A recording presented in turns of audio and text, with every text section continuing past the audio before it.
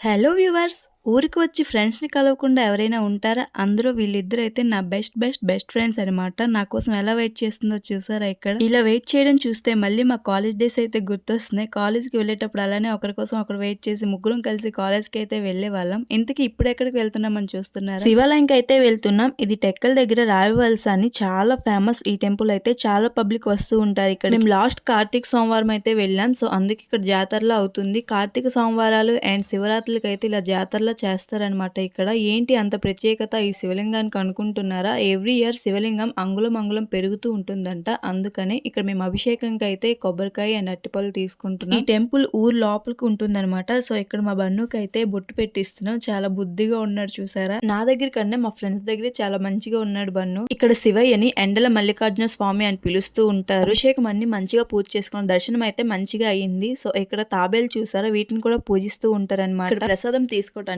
Counter దగ్గరికి అయితే వెళ్ళాం. కొంచెం ప్రసాదం అక్కడే తినేసి అలా జాతర అంతా చూసుకొని ఇంటికైతే బయలుదేరిపోయాం. వెళ్లే దారిలో ఐస్ క్రీమ్ కూడా తీసుకొని ఒక దగ్గర కూర్చొని మంచిగా ఎంజాయ్ చేస్తూ తిన్నాం. ఇంతేనండి ఈ వీడియో. ఉంటా మరి. Bye bye.